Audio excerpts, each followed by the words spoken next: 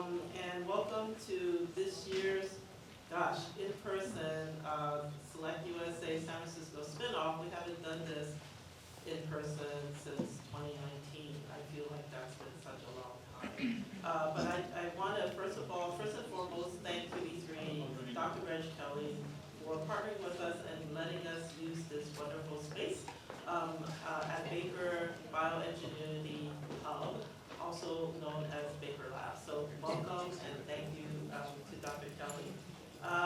First of all, if you don't know what GlobalSF is, GlobalSF was actually established as a public-private partnership with the City and County of San Francisco.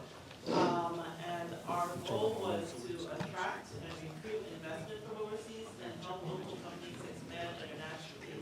Now, as GlobalSF, of course, our platform has grown.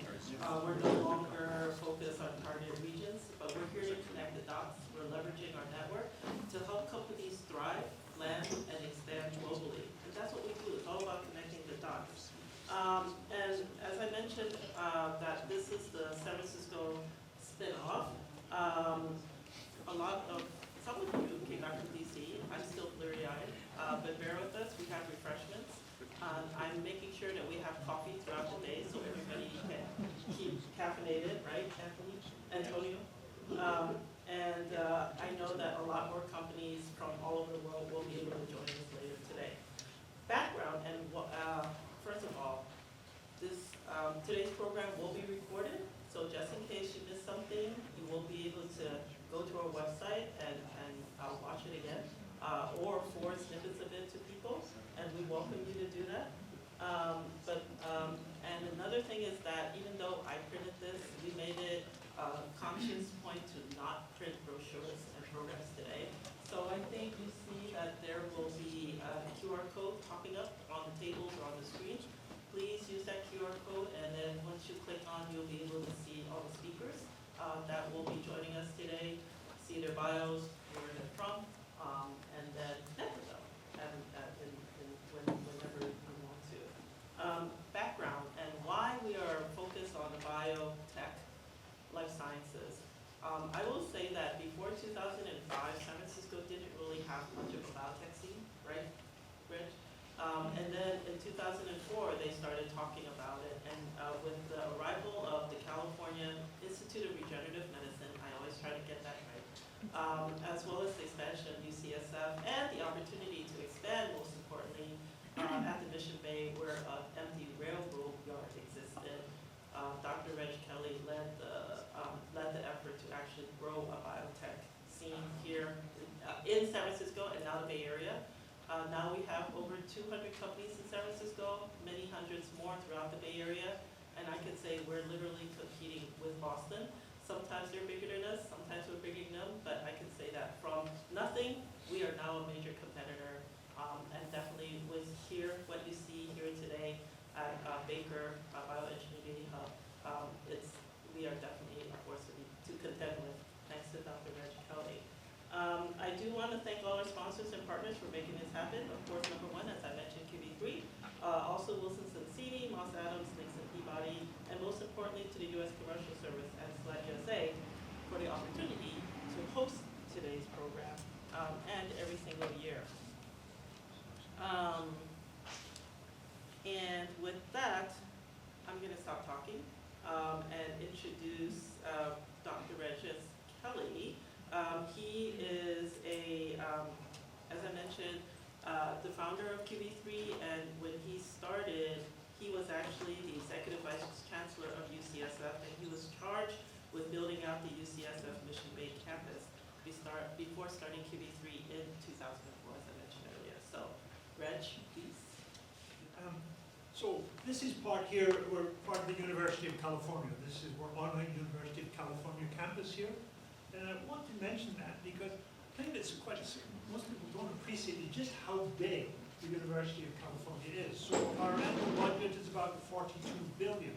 Now, to try and put that in context, our previous Chancellor of the University of California, Jan Napolitano, had been governor of Arizona before she did this job. And Arizona's budget is $53 billion. So if the University of California was a state within the United States, it would be the 16th biggest state, right? So we're pretty enormous here. Now, what we've been actually, of course, quite successful in doing that. If you look as our impact on society, if you look at just the utility patents, we're way ahead, right? We're top in the country. We're ahead of MIT, Stanford, and everywhere else, Harvard, at getting patents. Thank you.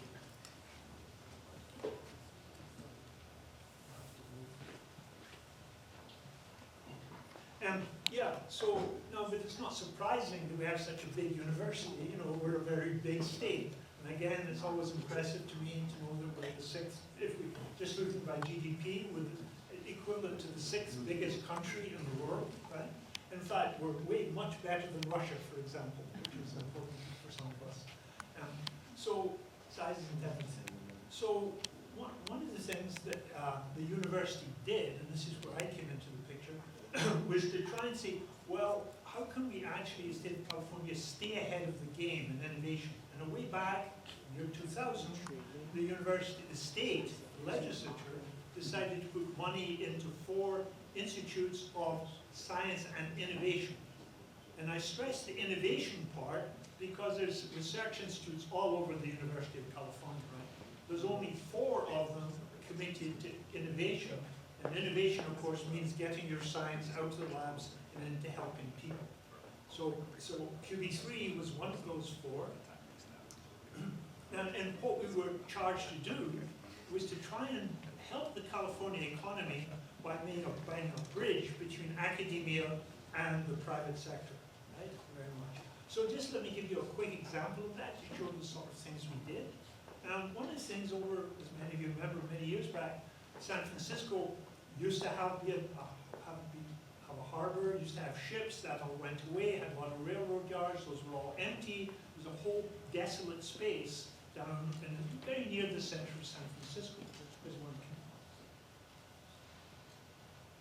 see. There, here. Yeah, so this space in red was just, so what happened is the university was given that space in red to try and do something, to try and re-energize that area.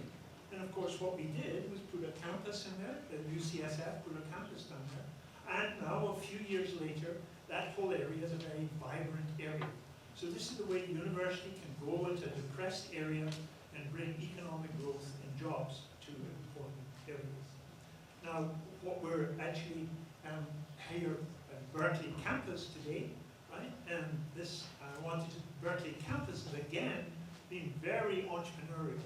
As you can see, if you can see these data on the left here, if you look at the number of graduate student founders, companies being founded by any country, any public university in the country, Berkeley is a way ahead, right, by almost a factor of 2.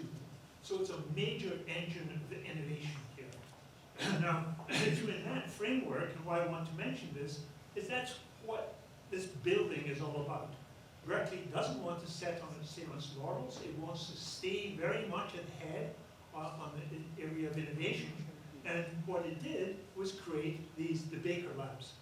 Now, what I think, you'll see this place, and Gino will take you around today, but let me tell you what I think is really unique about it here. This building is funded by philanthropy. Now, normally, when a philanthropist comes to a university, they will ask, will you put up student housing, will you put up a football field, put up a research lab, do an endowed chair. Here, University of California is taking philanthropy money and putting it into this building, which is for an incubator for startup companies to be successful. That's very unusual. And what does it say is that at least this university is taking the lead in seeing that entrepreneurship and innovation is a great thing you have to teach to your students. You have to give them practical experience from the very beginning. And it's actually the way to serve its public service mission. And so we're pushing the idea of entrepreneurship, not just to make money, but for the public good. So that's what we're going to talk about later on today, and I think that's what's very special about here. So thank you very much, and you'll hear from me again later.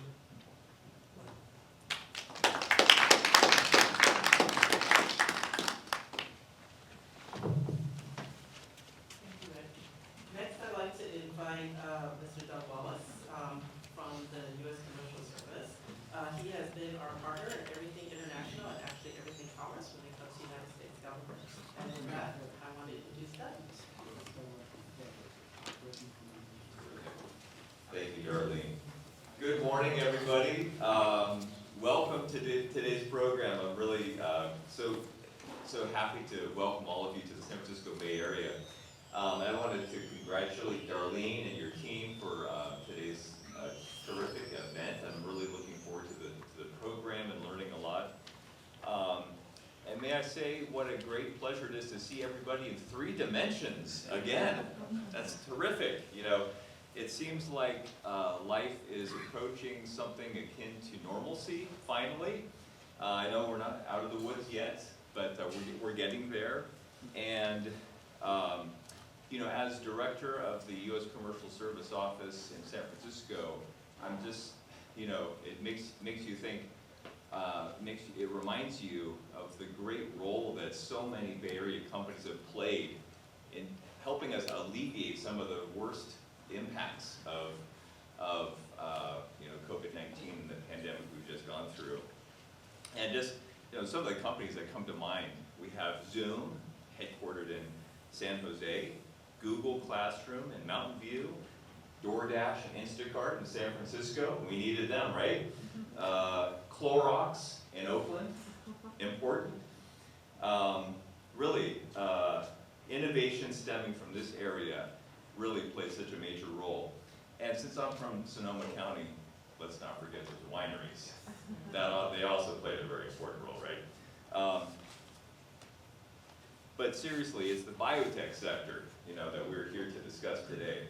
And we obviously owe them a great debt of gratitude. And just to cite a few examples of some of the companies in our area which played a key role in helping us. Cepheid in Sunnyvale was one of the first, and perhaps the first, U.S. company to receive FDA approval for a COVID-19 rapid test. We have Evolve Manufacturing, based in Fremont, which built ventilators. We have Evelina Labs and Corva Labs in Menlo Park. Attila Biosystems in Mountain View. Roche Molecular Systems in Pleasanton. Abbott Laboratories in Santa Clara, and Stanford Clinical Biology Laboratory in Palo Alto, all which developed COVID-19 tests, which helped us during this pandemic. So the list goes on and on, obviously. So if you're a foreign biotech company and you're thinking of establishing a presence in the Bay Area, I want to congratulate you. This is very smart to think about this and also to participate in today's program, because this is the program where you're going to meet the lawyers, the accountants, the real estate agents, the business service providers of various stripes. That's going to help you realize those aspirations in making the Bay Area your company's home. So I wanted to also highlight my colleague, Maria Elena Rivero. There she is. Maria Elena works in our office in San Francisco, and she covers biotech. And so Maria Elena and I would be happy to chat with any of you who are considering setting up here in the Bay Area. So we work for a federal government agency, again, the U.S. Commercial Service. In terms, we have 2 primary congressional mandates. One is to help U.S. companies to expand sales abroad, and the other one is to help attract foreign direct investment into the United States.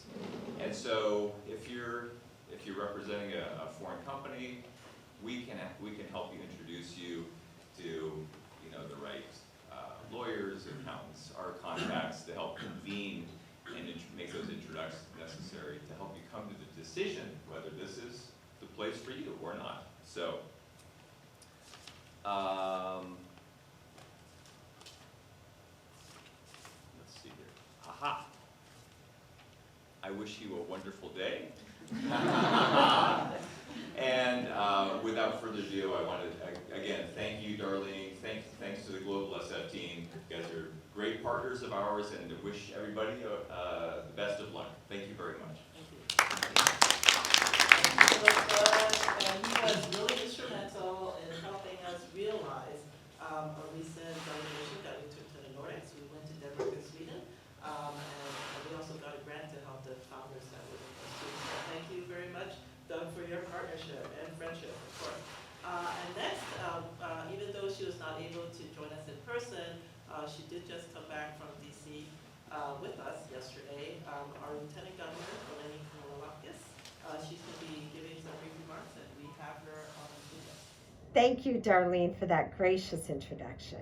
I'm delighted to welcome everyone to this year's GlobalSF SelectUSA Spinoff program.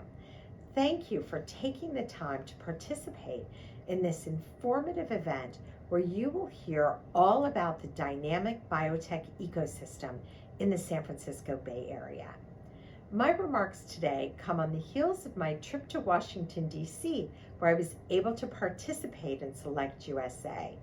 It was wonderful to speak with people from around the world who wanted to hear more about the wide range of opportunities to explore between their countries and California.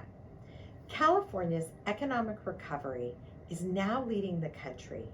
Our GDP grew by 7.8% in 2021 and by 9.5% in the fourth quarter alone. That was one of the fastest growth rates in the world.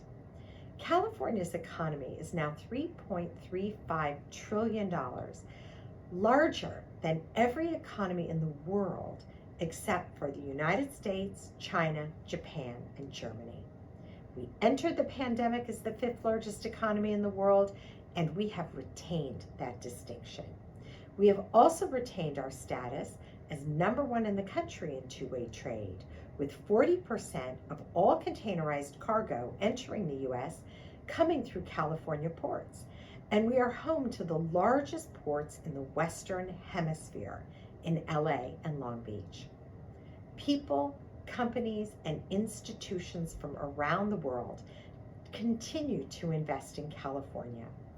According to Fortune magazine, 20 of the world's 100 fastest growing companies are headquartered here in California.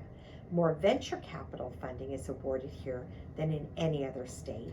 And in 2021, IPOs in California took in nearly 42% of all the funds raised through IPOs nationally. California's star power attracts people from around the world, making trade and tourism especially important in our state. Last year, travel-related spending was over $100 billion and supported over 900,000 jobs. And when people visit, they are inspired to move here. California is 27% foreign-born. We have 3.3 million green card holders and the highest concentration of H-1B visa holders. There are many opinions and theories about what makes California so special. But to me, it's simple. It's our people. In this state, we strive to create an inclusive society where everyone is free to pursue their dreams. That's why we attract talent from around the world. Our diversity truly is our greatest strength. I know you have a busy, full schedule today. So with that, I thank you for the opportunity to welcome you to this year's GlobalSF SelectUSA Spinoff event. Thank you. So all of the money comes into my office every year. Last year, it was $3.2 trillion. Like Lieutenant Governor said, we are the fifth largest economy. And that's because many of us here in this room and online understand the importance of global relations, leading in different industries, putting our money where our mouth is.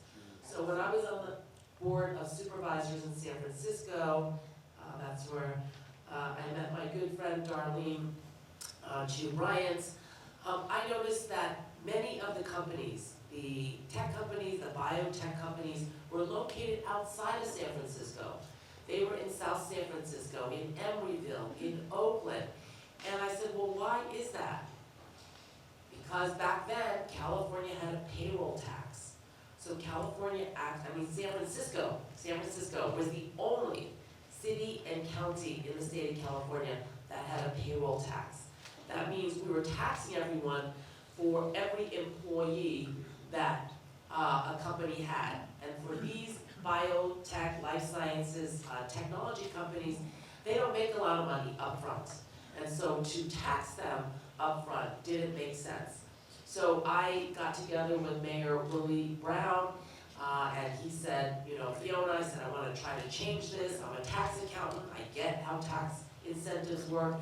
And he said, fine. I convened a stakeholder working group for a year and a half, and then we did put 2 initiatives on the ballot to try to get rid of the payroll tax. However, it did fail. That was in 2004. Then, 10 years later, then Supervisor David Chu, under our great mayor, Ed Lee, did pass legislation that got rid of the payroll tax, and then all of the companies, tech, biotech, life sciences, came back and located in San Francisco, and that was a big game changer. Also on the 2004 ballot was our stem cell initiative. That back then was revolutionary, right? Because people didn't understand really what stem cell did. And I was one of the early proponents and supporters, along with Bob Klein, kind of the king of the stem cell research initiative here. And the voters back in 2004 passed Prop 71 with 59% of the vote. And that was to create a $3 billion bond fund for more research into stem cell, supporting the different institutions around the state. And that happened for 15 years. It was working. I did a number of different tours, and it was running out of money. So Bob said, hey, we need more money. And he put a very ambitious plan forward in 2020. That was Prop 14. 51% of the voters passed Prop 14, allocating another $5.5 billion into stem cell research initiatives, training, buildings, etc. So I know we are competing with Massachusetts sometimes, as I understand from Bruce, but I think in the stem cell arena, hopefully we are the leaders in stem cell research. So at least we can, pat our back a little bit. So as your banker, not only do I take in the money, I invest the idle funds, I issue all the bonds. Under Jess Unruh, when he was treasurer, he said, well, the treasurer's office sits on all this money. Why aren't we doing more with it? So today, I chair 15 boards, commissions, and authorities that finances and funds affordable housing, hospitals, public transportation, schools, the likes, green energy, advanced manufacturing. So I'm just going to talk about a couple of programs that you all may be able to access for either your own companies or your member companies that you are representing. So first off, under my office, we have a Cal Cap for small business. This is a loan loss reserve program where we give a little more confidence to participating lenders to lend to higher risk type of companies. So those companies that are not able to access traditional financing, we do have participating lenders who are a little bit more flexible and looking to give out loans because the state of California guarantees that they're going to be paid back. So these loans are for small businesses, and I will give you an example. A small business from Van Nuys received a loan in 2004 for their biological product manufacturing sector. So they accessed our loan program. Also, we issue tax-exempt private activity bonds. This is a competitive program right now because of all of our projects that want to access tax-exempt bonds, but it is a good way for private companies to be able to sell bonds to the public and finance some of their operations. So some of the projects we did support SoCal Biomethane in 2021 in San Bernardino County. They sold $13 million in tax-exempt notes. Rialto Bioenergy Facility in 2019, they accessed $117 million, and Blue Line Transfer in 2020 in San Mateo, they used $8 million to finance their upgrades for their facilities. So these loan sizes are, well, actually I'm going to talk about another program we have. It is the Collateral Support Program. These loans are for $50,000 to $20 million. So this program uses an entirely different mechanism. It's called a credit enhancement mechanism that pledges cash to cover the collateral shortfall of loans made by participating lenders. We also have another program called the Industrial Development Bonds. This is also a form of conduit bond issuance for manufacturing companies and processing companies up to $10 million. To date, total green social bonds issued have been $2.2 billion, and the total bond activity in this program has been $50 billion. So this is another way for private companies to access more capital. The iBank also has a small business loan program. So we, in the Treasurer's Office, we guarantee through a loan loss reserve, and the iBank guarantees those loans.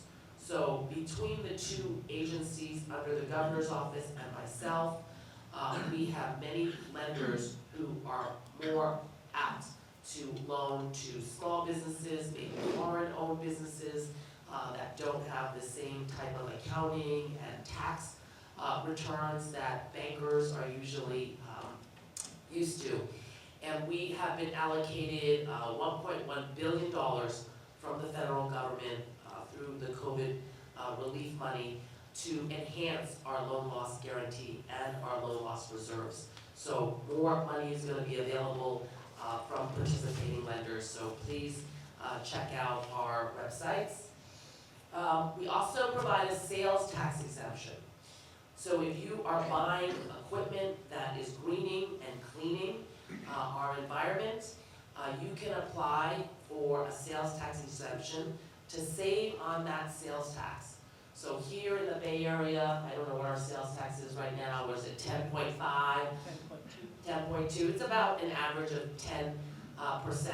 So that is a big game changer if you're buying equipment for $5 million, $10 million, $20 million, and not needing to pay that extra 10% sales tax. We also have a Cal Competes program. That is a tax deferral program through the state where you can defer your income taxes for 3 to 5 years. So this is really to incentivize those startup companies to come and grow here in the state of California. So we do have a lot of programs, as I mentioned to Bruce and Darlene. It is not necessarily in a biotech fund, but I do applaud Governor Patrick in 2008 for creating the Massachusetts Life Sciences Center with a biotech council that dedicated money specifically to the life sciences industry. So I think this is a great idea since we have been seeing surpluses over the past many, many years, even through the pandemic, that we should maybe pitch some of these innovative ideas so that we can beat Massachusetts, right? Invoking the governor here when he likes to compare us to other states. But they're doing a great job, we're doing a great job, we can all do better. Thank you all for your interest, and if I can be of assistance, please email me at askfiona@treasure.ca.gov. Thank you and have a great day. Thank you so much, Treasurer Ma. It's always amazing to have her in the room and have her share all the programs, because not that many of our electeds can actually do that. So thanks, Fiona. Next, I want to invite an old friend and partner from the City and County of San Francisco. Mr. Mark Chandler is Director of International Programs. He actually runs everything international from the City and County of San Francisco. Good, Mark. Thank you. Thank you very much, And it's Darlene. his birthday. Yeah, I got all these calls. What are you doing on your birthday? Take the day off? I said, no, I'm doing something much more important. With GlobalSF. Thank you very much, Darlene. And it's an unenviable position to be following Lieutenant Governor Kounalakis and Treasurer Ma with her amazing oversight of the financial programs that the state has, to be here representing the city and county of San Francisco. So I'll be very, very brief. Two messages I wanted to send today is first, on behalf of our Mayor London Breed and the City and County of San Francisco, we welcome those of you who are visiting the Bay Area, who have come here from Washington or other parts across the globe. And again, greetings to all of our friends here who are from San Francisco and the Bay Area. It's so wonderful to see so many familiar faces that we haven't seen other than on a screen for the last 2.5 years. One thing I'd like to address is that there is this kind of popular perception that came out of the media during COVID that San Francisco and the Bay Area is somehow declined, that it wasn't what it was pre-COVID. And I would like to disagree very vehemently with that.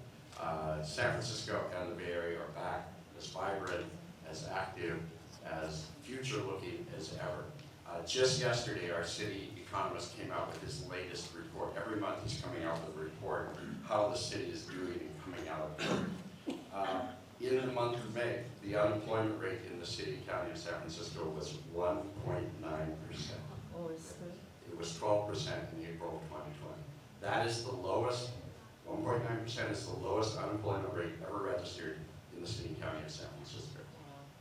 In the technology and innovation industries, my tech is a part of that, there have been an increase of 15,000 jobs from pre-COVID to now. So people don't see that, right? They see that some of the big buildings aren't there, but the reality is the economy is very vibrant, and especially in the innovation sectors of which our region and city lead the world.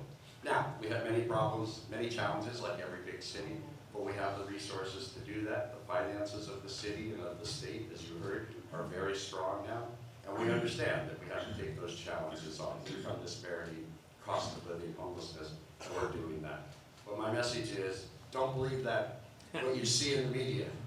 We'll find one example of somebody leaving the area or some issue. The reality is, it's a very, very vibrant economy, and it's a place that would welcome you.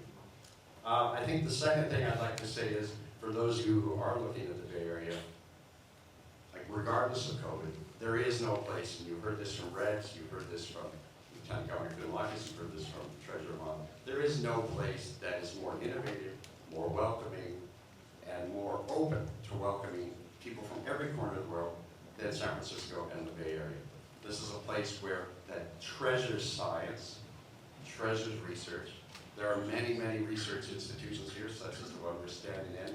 We could go on, I could spend all morning listing the various research institutes in biomedical or biotech industry, or in the high-tech area. Virtually every major company in the world has some kind of research institution here. If you're here in the Bay Area, you can avail yourself of these resources from these great universities, from Stanford, from Berkeley. I'm a Berkeley grad, so it hurts me to say Stanford. We are rivals. The University of California, San Francisco, where Reg was vice chancellor. Even UC Davis, UC Santa Cruz, and a whole other group of educational institutions are here, and they are creating so many of the minds so much of the research that then goes into the private sector. So again, there's no place in the world like this. And I think I'll just end up by saying, well, one other fact, again, and I think this is a key, and it's one of those non-tangible items when you look at where you're investing and where you're opening, is that San Francisco, the Bay Area, and California, I think are by far the most welcoming place in the United States. It doesn't matter where you came from, doesn't matter what you look like, we welcome you, we work with you, we consider you a local, and you're brought into the economy and into the society very quickly. There's an old saying that in the Bay Area, nobody says, where are you from? We say, what are you doing? That's what's important in the Bay Area. That's different than most places. So I'll end up with a personal anecdote, which I think represents the uniqueness of this region and of our city. As I told you, I went to Berkeley. I got my MBA here at Cal Berkeley. I lived 10 meters that way. My apartment was literally next to this building. It's gone. It's a big office building now. This used to be an art museum. And you'll hear this from Rex later. This used to be an art museum and a film archive. There's a film studio here, or a theater here. I used to come here to the coffee shop and eat, and I used to sunbathe out there on the lawn. That's done. Okay. It was not really much of a place that ever got used. And you look at it today. Philanthropy took over. Philanthropy said, let's build and assist the University of California build a research institution. They built this. It's open to those of you who are private entrepreneurs, but you're going to be able to link with the Universe of Intelligence at UC Berkeley. And Red's going to tell you a lot more about this. That is something I don't believe would happen anywhere else in the world. So think about that as you go through this exciting day. Again, on behalf of the city, welcome. We are here too to help you if you look into San Francisco and the Bay Area, and we wish you a great day today. Thank you very much.